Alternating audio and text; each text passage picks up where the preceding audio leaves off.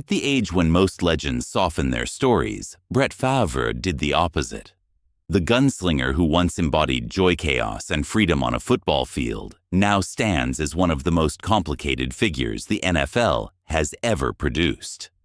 His name still echoes through stadiums' highlight reels and Sunday conversations. But behind the Iron Man streak, the fearless throws, and the boyish grin, there are truths the league was never comfortable confronting.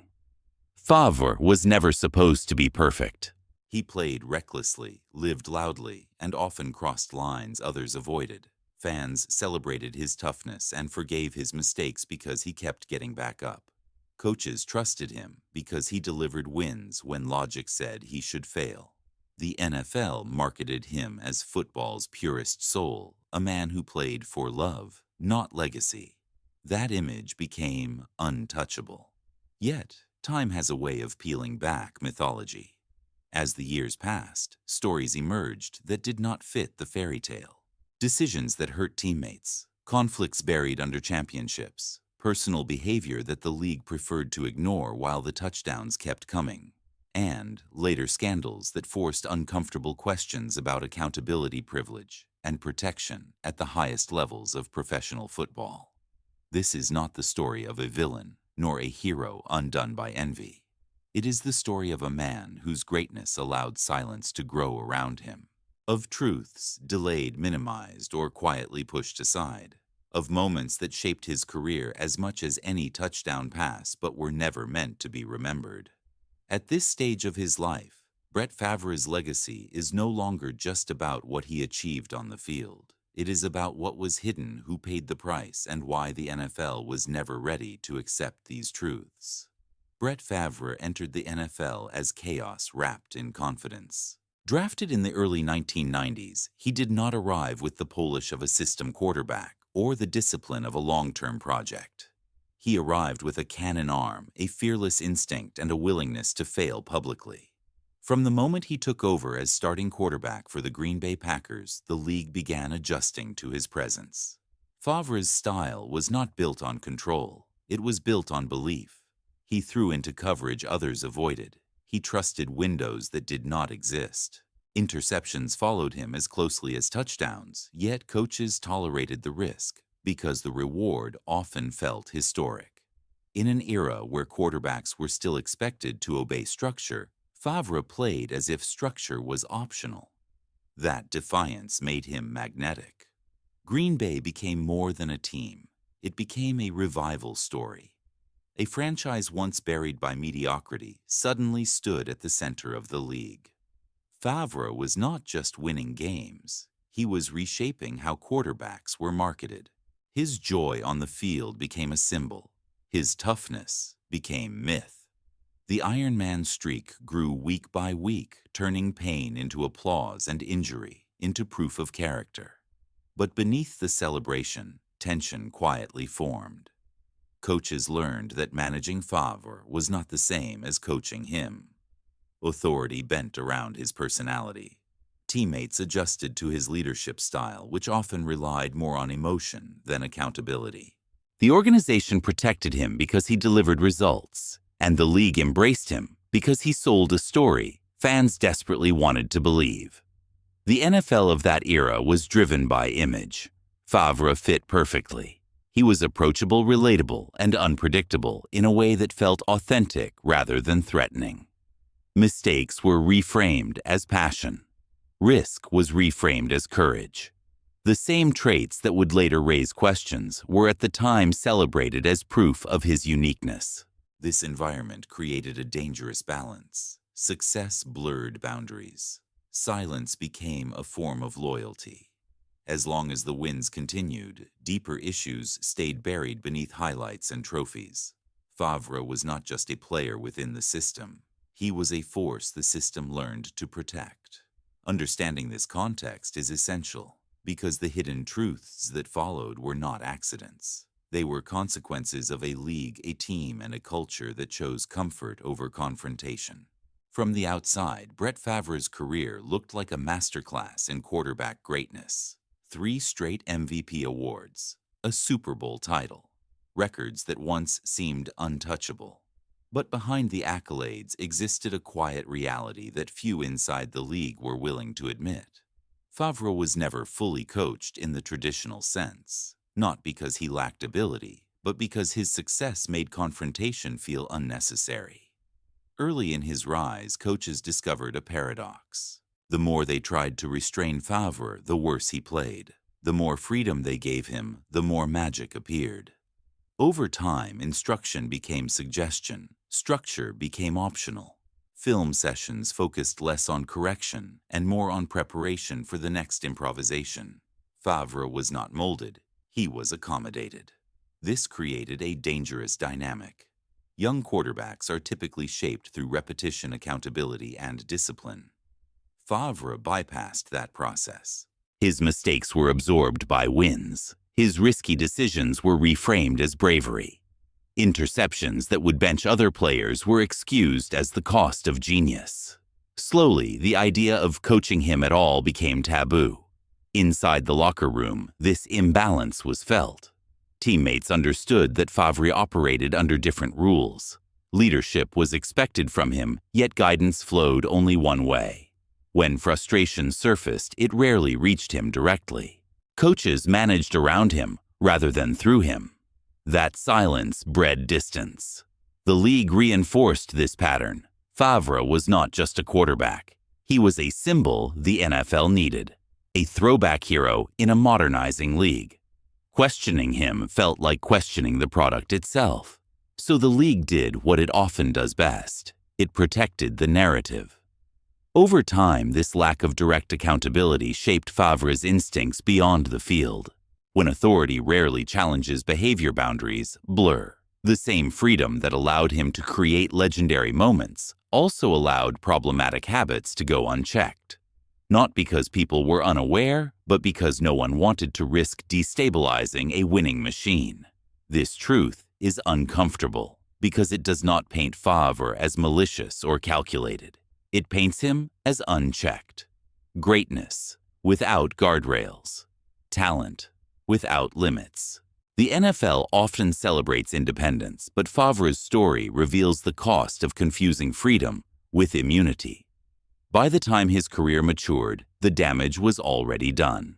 Coaching had become impossible, not because he resisted it, but because the system had trained itself to stay silent. This was not an accident. It was a choice made repeatedly, quietly, and deliberately. And that choice would echo far beyond interceptions and touchdowns. Brett Favre was always described as a natural leader. The word came easily to commentators and executives because it felt intuitive. He played with emotion. He inspired belief. He carried teams through moments that logic could not explain. But leadership inside a locker room is not defined only by inspiration. It is defined by responsibility, consistency, and accountability. And this is where the mythology began to crack. Favre led through presence, not structure. He set emotional tone, but avoided emotional maintenance. Teammates rallied around his confidence, yet many were left to manage the consequences of his unpredictability. When wins followed, the gaps were ignored. When losses came, blame rarely traveled upward. Leadership became symbolic rather than functional. This dynamic placed pressure on others to fill the void. Veteran linemen, defensive captains, and coaches absorbed responsibilities Favre never fully claimed. They stabilized locker rooms after reckless games. They smoothed over frustrations from younger players confused by mixed standards. Favre was the center of gravity, but not always the center of accountability. Over time, this created a quiet fracture. Players respected his toughness, but respect is not the same as trust. Trust requires reliability beyond performance. It requires showing up when mistakes hurt others. Favre's style often skipped that step. Apologies were informal. Reflection was private. Growth was assumed rather than demonstrated. The organization accepted this because leadership was redefined around results. As long as Favre delivered wins, his emotional distance was tolerated. Coaches convinced themselves that confronting him risked destabilizing the team. Executives feared disrupting a marketable image, so leadership expectations bent around him rather than standing firm. This absence of challenge shaped the culture. Younger players learned that status could override responsibility, that production mattered more than process, that certain individuals were insulated from scrutiny. Favre did not create this culture alone, but he became its most powerful example. What makes this truth uncomfortable is its subtlety. There was no single confrontation, no dramatic breakdown, just a gradual erosion of standards. Leadership became optional because no one insisted it be otherwise. The locker room adjusted, then normalized the imbalance. Years later, when conflicts surfaced publicly, many were surprised. They should not have been. The signs were always there. A leader celebrated for toughness but rarely questioned for impact. A figure protected by silence rather than strengthened by accountability. This is not an indictment of character. It is a recognition of consequence. When leadership is defined only by performance, responsibility becomes negotiable. And when responsibility becomes negotiable, fractures spread quietly until they can no longer be ignored. Favre's legacy carries brilliance, resilience, and inspiration, but it also carries the weight of leadership deferred. And that weight would grow heavier as his career moved closer to its end. At the height of Brett Favre's power, the NFL had already made a decision. It would rather protect stability than confront discomfort. This truth sits at the center of his legacy, not because it excuses later consequences, but because it explains how silence became policy. Favre was not just a star quarterback. He was a pillar of the league's identity during a period of transition. Television deals expanded. The NFL pushed hard to humanize its stars. Favre's image fit perfectly. He was emotional, relatable, and unscripted. That made him valuable far beyond the field. When value grows, tolerance follows. Incidents that might have demanded scrutiny were quietly handled internally. Conversations were redirected. Accountability was softened. The league's priority was consistency. Disruption threatened revenue narratives and trust in the brand, so discomfort was reframed as inconvenience. And inconvenience was ignored. This pattern did not require conspiracy. It required alignment. Teams wanted wins. The league wanted icons. Media wanted access. Each incentive pointed in the same direction. Protect the asset. Avoid confrontation. Move forward. What makes this truth difficult is that many people involved believed they were doing the right thing.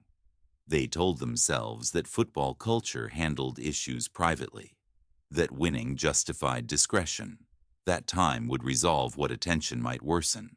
But silence is not neutral. It shapes behavior. It signals permission. As Favre's career continued, the absence of firm boundaries became normalized. Behavior that should have triggered correction instead became background noise. The league did not invent the problem, but it created an environment where problems could survive unchecked. This silence also distorted public perception. Fans saw only highlights and celebrations. Media coverage emphasized resilience and joy. The full picture remained fragmented, hidden behind contracts and quiet meetings. When later revelations surfaced, the shock was not because they were unthinkable. It was because the league had trained the public not to think about them at all. The NFL has long presented itself as a meritocracy. Perform well and you are rewarded. But Favre's story reveals a parallel system. Perform exceptionally and accountability becomes flexible. Rules do not disappear. They become negotiable. This truth does not belong to Favre alone. It belongs to the league that benefited from his image while postponing difficult conversations. The cost of that delay would eventually surface not as a single scandal, but as a slow erosion of trust. By the time the NFL could no longer look away, the damage was no longer contained. Silence had already done its work, and the reckoning when it arrived would not be limited to football. Brett Favre built his legend on endurance. The Iron Man streak became more than a statistic. It became a philosophy. Pain was dismissed. Injury was reframed as proof of commitment. Each snap reinforced the idea that stopping was a form of weakness. Over time, this mindset stopped being a choice and became an expectation. Inside the league, Favre's durability was celebrated without reservation. Trainers taped him up, coaches adjusted game plans, teammates admired his willingness to play hurt. The message was consistent and clear. Real leaders do not sit. The consequences of that message were rarely discussed.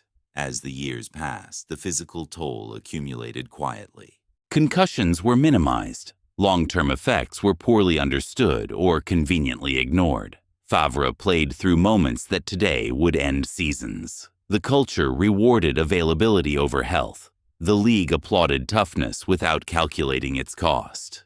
This approach shaped not only Favre's body but his identity. Stepping away felt like betrayal. Retirement announcements became temporary pauses rather than conclusions. Each return was framed as destiny pulling him back. In reality, it reflected a system that never taught its greatest stars how to stop. The pressure was not always external. Favre internalized it. The applause for pain conditioned him to measure worth through endurance.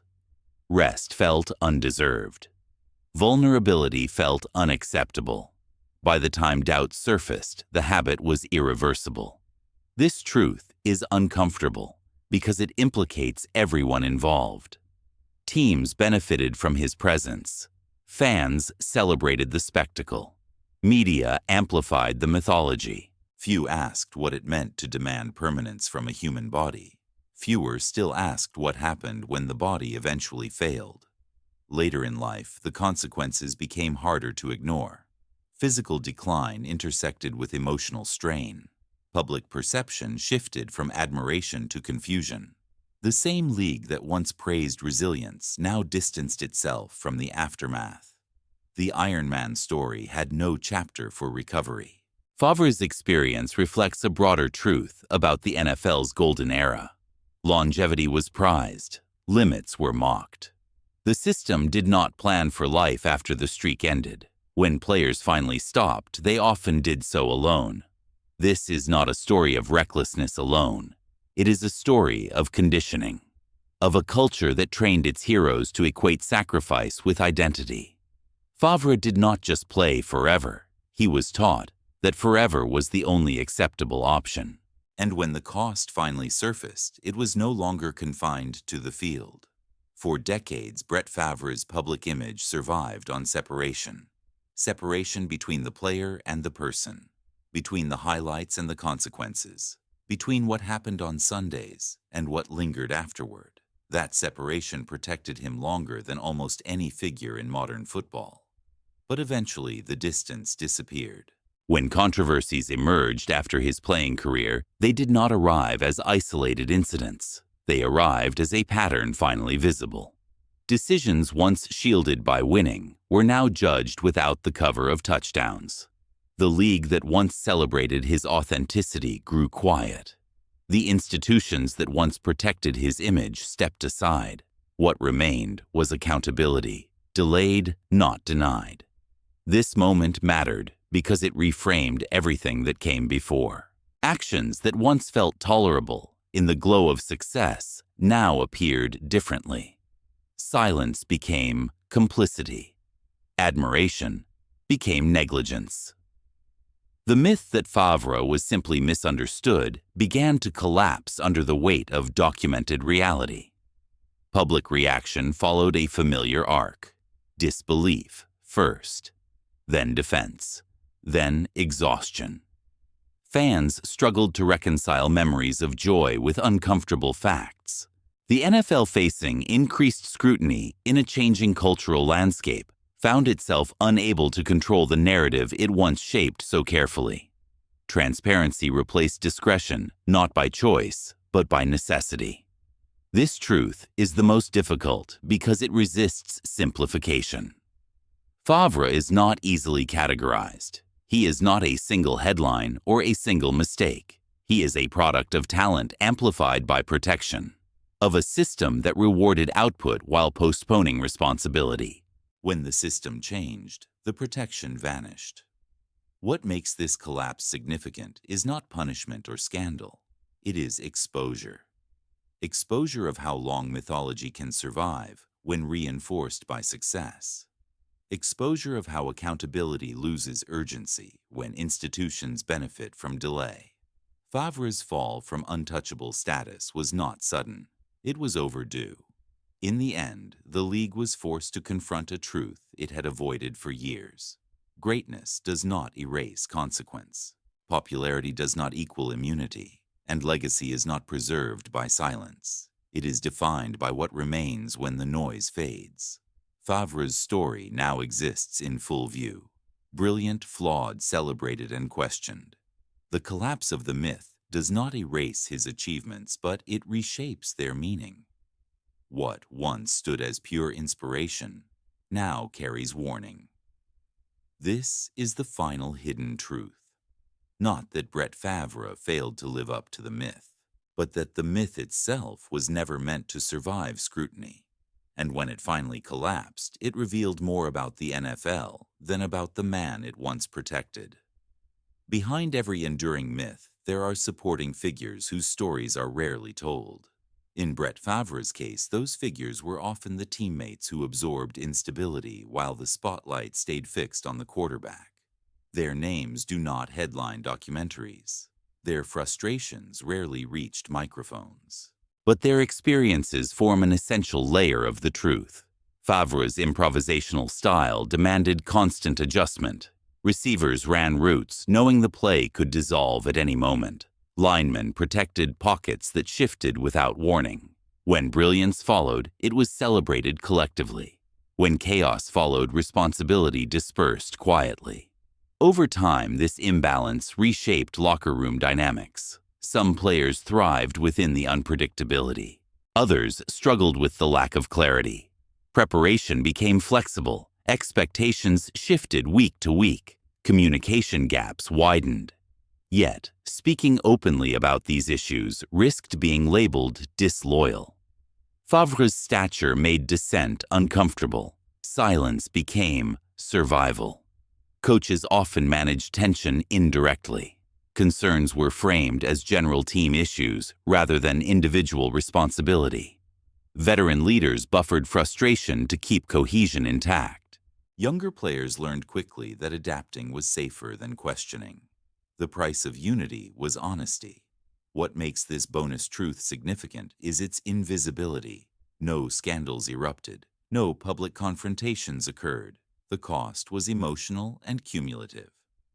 Trust stretched thin. Careers passed quietly.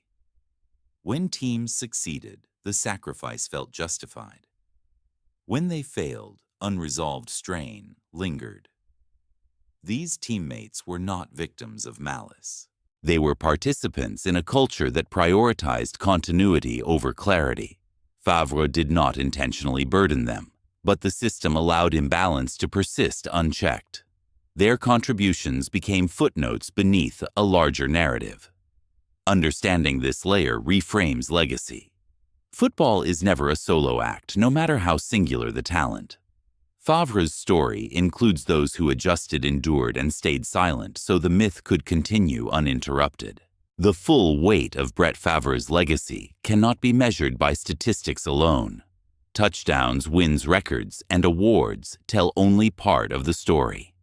The deeper truth emerges when those achievements are placed beside the silences that surrounded them. When greatness and protection operate together for long enough, they reshape not just a career, but an entire culture. Favre rose during a period when the NFL was still negotiating its identity. It wanted tradition and rebellion at the same time. Discipline and spectacle. Favre embodied that contradiction perfectly. He played like the past and was marketed for the future. His joy felt authentic. His recklessness felt human. The league leaned into that image because it solved a problem. It made football feel accessible without losing intensity. As success accumulated, boundaries softened. The league's incentives aligned with his continued presence. Teams won. Networks benefited. Fans connected. In that environment, discomfort became inconvenient. Confrontation became optional. Accountability became negotiable. None of this required intent. It required momentum. The countdown truths reveal a pattern rather than isolated failures. Coaching that adapted instead of corrected. Leadership that inspired but rarely stabilized. A league that chose discretion over transparency. A culture that celebrated endurance without preparing for aftermath. Teammates who absorbed instability to preserve unity. Each element reinforced the others. Together they built a system that protected performance while postponing consequence. The climax of Favre's story arrives not in a single scandal, but in the collapse of distance. When time removed the shield of weekly relevance actions stood alone. The mythology could no longer absorb scrutiny. What once felt forgivable within success felt unacceptable without it. The league's response shifted from celebration to separation. The narrative moved forward, but the questions remained. This moment forces a broader reckoning. Favre's career exposes how institutions treat exceptional individuals. It shows how systems reward output while delaying responsibility.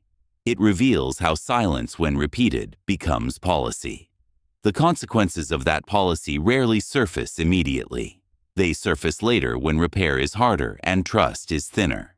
Legacy then becomes complicated.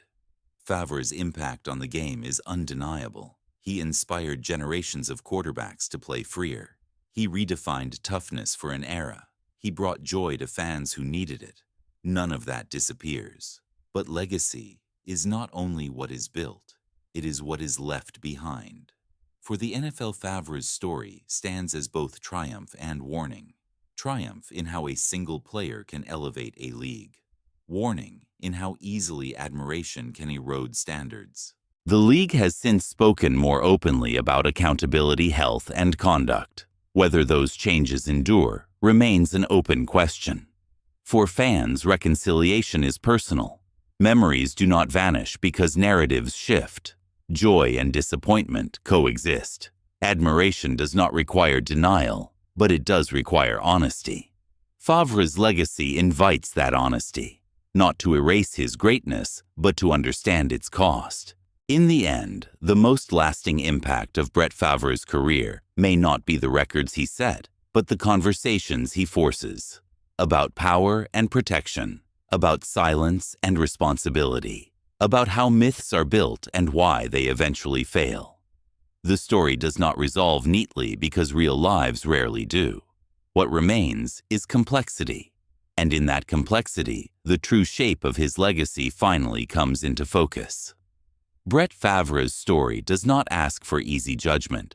It asks for reflection. For decades, fans were taught to see only the highlights, the toughness, the joy.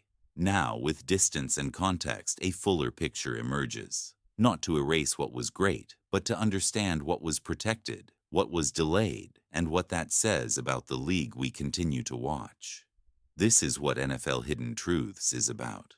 Not tearing down legends, but telling the stories that were never meant to be told out loud. The moments that shaped careers in silence. The truths that only surface when the noise fades and the mythology cracks.